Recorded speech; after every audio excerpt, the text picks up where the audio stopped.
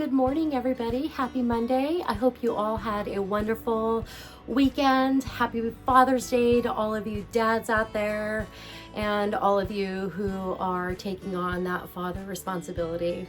We are grateful. Today I went over to Fred Meyer's to catch the butt end of a sale. And then I went over to the grocery outlet. I had a $5 digital coupon off of $25, so I didn't want that to expire. So let me go ahead and show you what I picked up at Fred Meyer's today, along with the grocery outlet.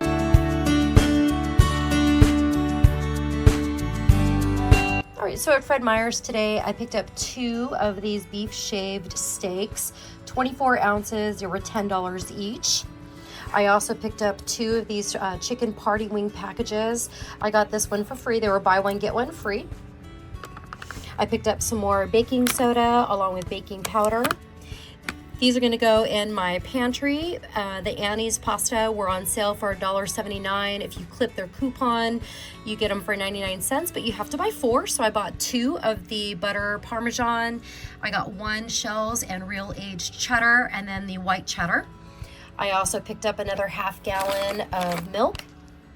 I picked up another bag of lemons, oranges, and limes. I'm going to dehydrate these and put them in my pantry. So stick around for that video. I also picked up some more avocados, and then the potatoes were on sale. We really love these. I'll have to do a video on these with my compound butter. They're so good.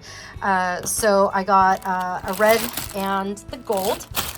And then I went over to grocery outlet. I had a digital coupon, $5 off of 25. So I bought 2 more of the penne pasta. And I like these because the only ingredient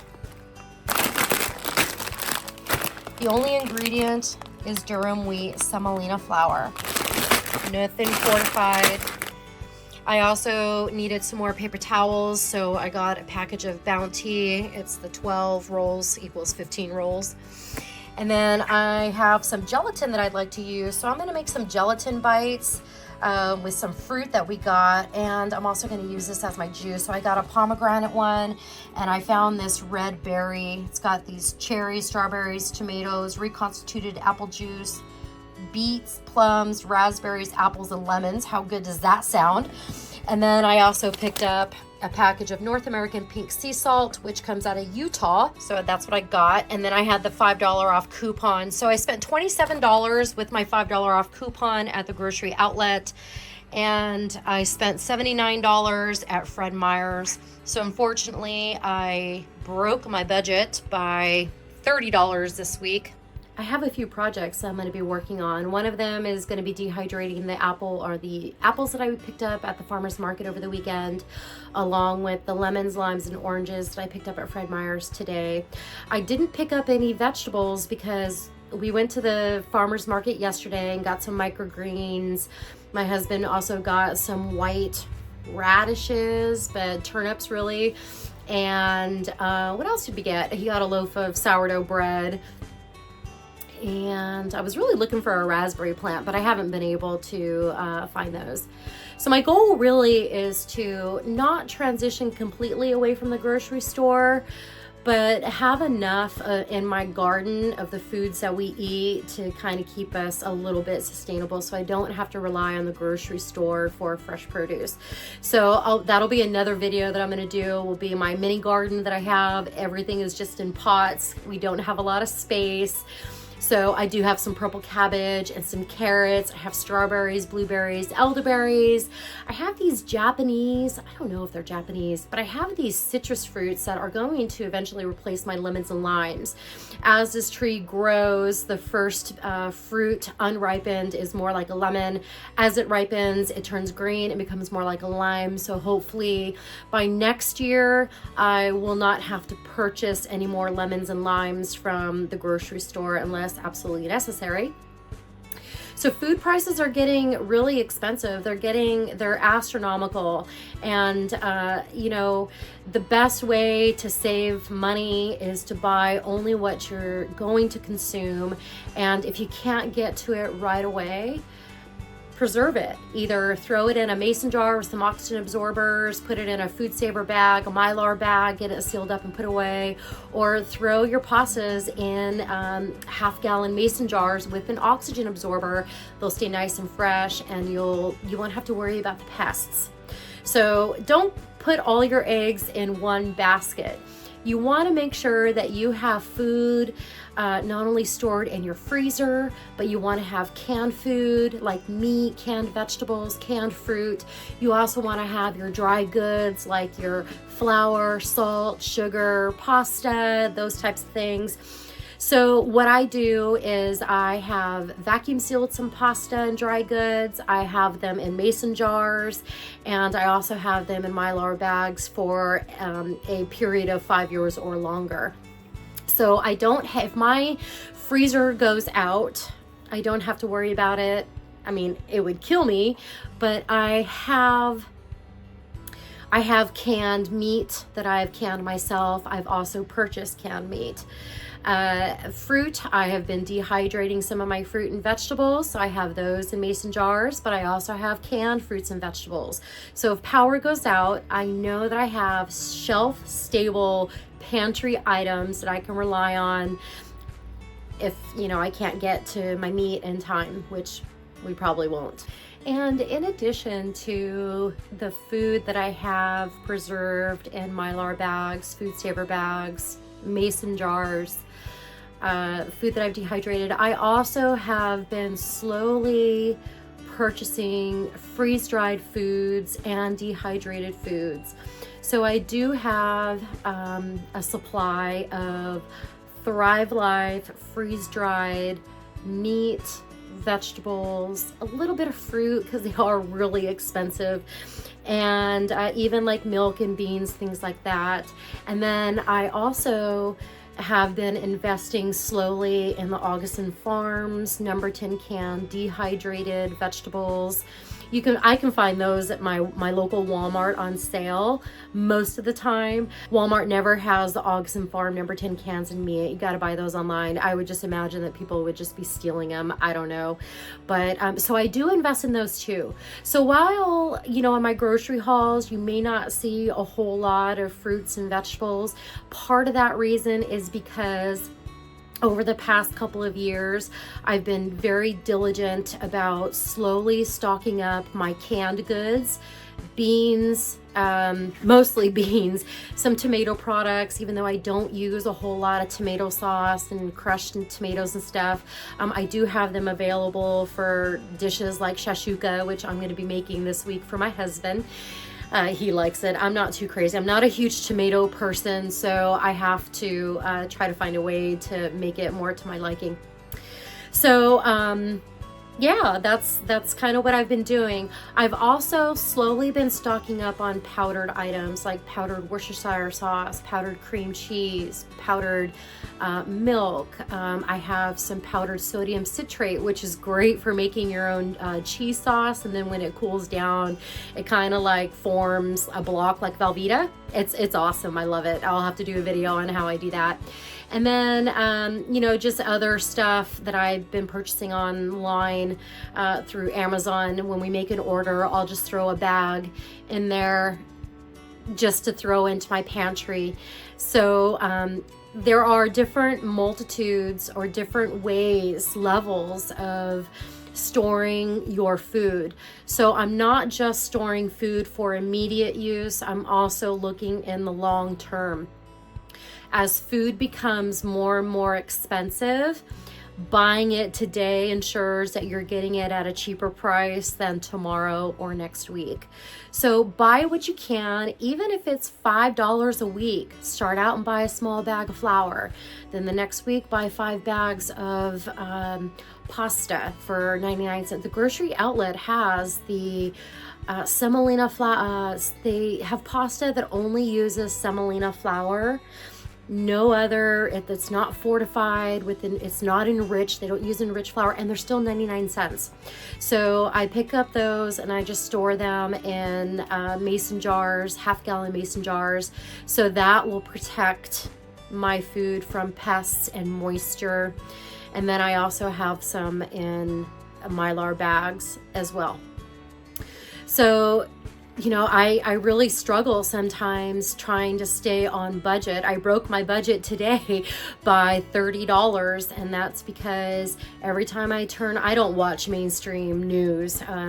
I pick and choose the news that I watch carefully because I know there's a lot of propaganda out there. There's a lot of fear mongering out there, and I don't want to be scared into buying food. But in the back of my mind, I'm always thinking, what if? What if the food supply, there's a disruption in the chain of supply?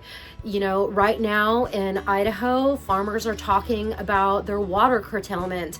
This is going to affect thousands of acres of food. Where is that food going to come from? So keep stockpiling. I don't really like the word stockpiling, but keep buying food for you and your family, making sure that you have enough to sustain you and your family should something happen to our food supply. It's becoming more and more tainted every day. So if you can pot a strawberry plant, or you can throw in some carrots in a pot, or some radishes, or even spinach. I even have some spinach growing. Anything that you can grow yourself is going to be 100 times better than what you can get in the store. So becoming reliant on yourself instead of the stores, because you don't know anymore what they're doing to our food. But try to buy the best quality you can afford. So what I'm going to do right now is I'm going to take these packages of the shaved steak, and I'm going to separate them into half-pound servings. I'm going to put them in a small Ziploc sandwich bag, and then I'm going to run them in my food saver bag. So I'm going to portion control the meat to make sure that we're not using more than we can eat. That will cut down on some of the leftovers and will ensure that our food is fresh. So I'm just going to get this open. Got 2 of them.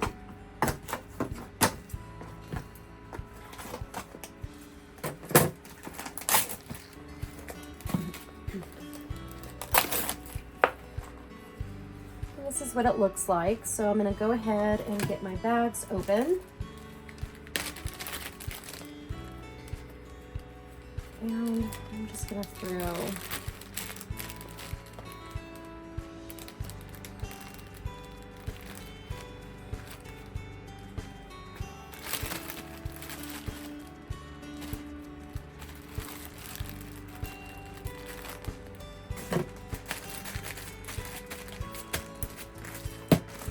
So here I have divided 3 pounds of meat into 6 different bags. So this will be 6 different meals for my husband and I. And then if we have company, I can take out an extra bag. I don't know if you can see that, but I've got a little sewing needle here, and I'm just going to poke my bag with a few holes. And what this will do is allow my food saver to suck out all of the air from the bags. So these are 1 quart bags, so I'm going to throw these. I'm just going to do 2.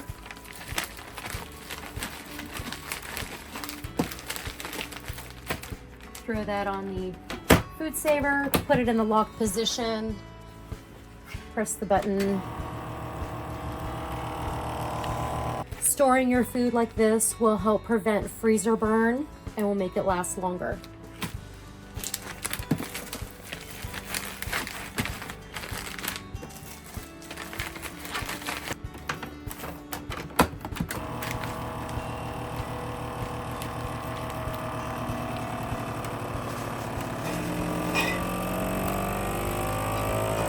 I'm also going to food save just 1 of these packages of chicken. The other package of chicken we're gonna have tonight with some chicken fried rice, and I'm just gonna make some party wings. We've been dying for some party wings lately, so that's what we're gonna have, just some good old finger foods along with some fried rice. So I'm gonna get these packaged up as well.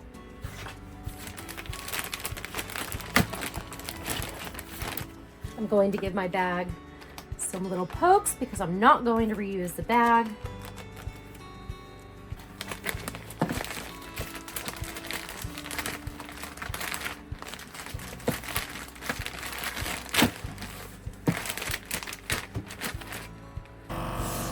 we'll get that saved as well.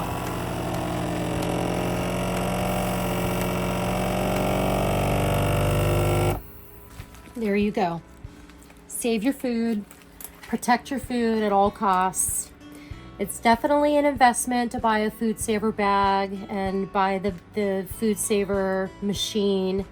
But once you have it, it's going to save you more money because your food is going to stay fresher and you're not going to have to battle freezer burn, losing some of your meat, having to cut it off.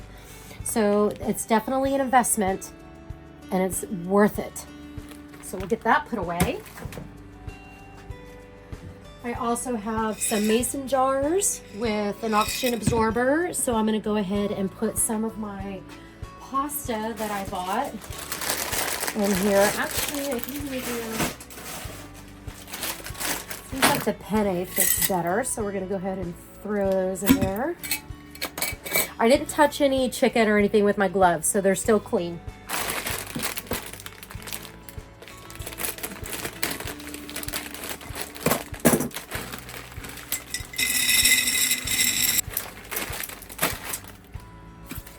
Give your jar a few little taps.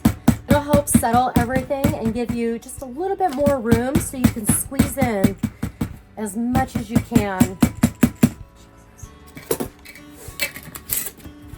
That's ready to go. Let's go ahead and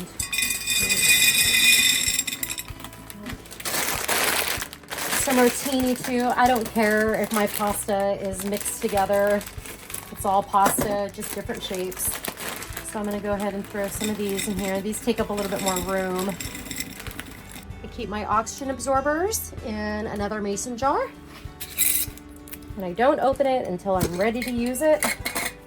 So we'll take one, throw it in there, and we will seal our jar back up. Now this will protect your pasta from bugs and moisture. It will not protect your food from light. We don't come in our shed a whole lot. I try to keep it dark to protect the food that comes in glass containers. Remember, light, air, and moisture are the enemies of your food. So you want to make sure that you get as much air out of your bags when you seal up that bag and put it back in your refrigerator. You want to make sure that your food, if it's in a clear jar like this, is kept away from the light. If you can, you can't win them all, but you know, just try. Even if it means throwing a blanket over them.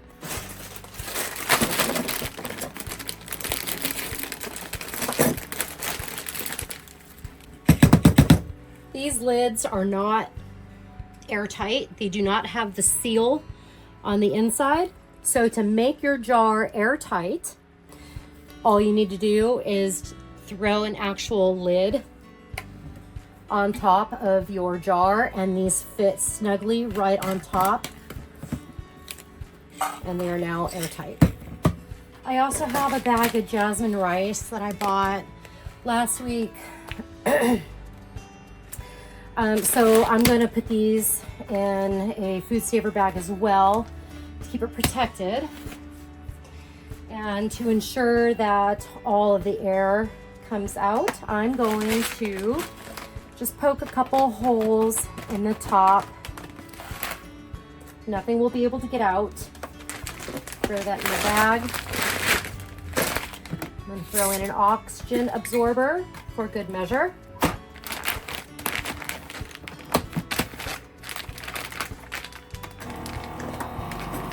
We will get that vacuum sealed as well. So my bag wasn't completely flat. It had a little kink in it, so there was no way it was going to get all the air out. So we'll go ahead and try that again. There it goes.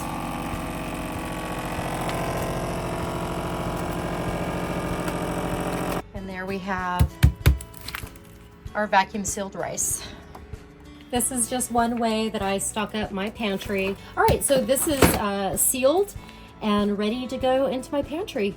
I also have some of these little packages of pasta that I found at, well, you can find them at Winco, and you can find them at Walmart for like 48 cents.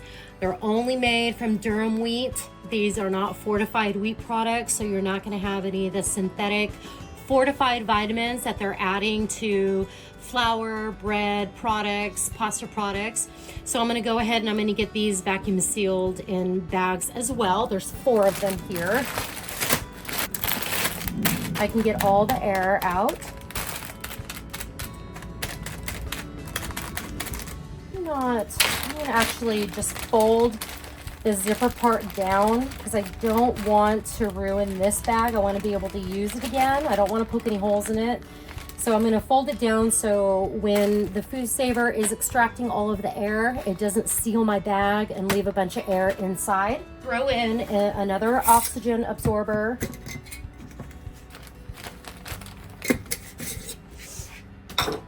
For another added layer of protection. Remember, air is an enemy of food. And I want my food to stay as fresh for as long as I can. I am going to be a little bit more careful because I don't want my pasta to crack when all the air is removed. So,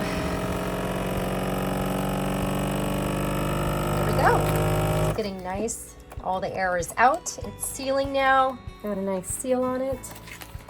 And this can go into my storage until we're ready to use it. Well, I hope you enjoyed the video. I hope that you're getting some value. I know that my videos have been a little sparse here and there, a couple weeks without anything. Still trying to find my footage and still trying to figure out what kind of content I really want to create. But I do appreciate those who keep coming back and watching my videos. All of you new viewers, I do not take you for granted. I certainly do appreciate you stopping by and checking out my videos, even if it's just for a couple of minutes. I do encourage you to watch all the way through because you never know what you're gonna miss. Please like, share, and subscribe to my channel and help my channel grow. And leave me a comment. How do you protect your food? What's your grocery budget like? How many people are you feeding? I'm a family of 2, but we do have a son and a future daughter-in-law that live about an hour away from us up north. So should something happen, I am also providing for those 2 as well.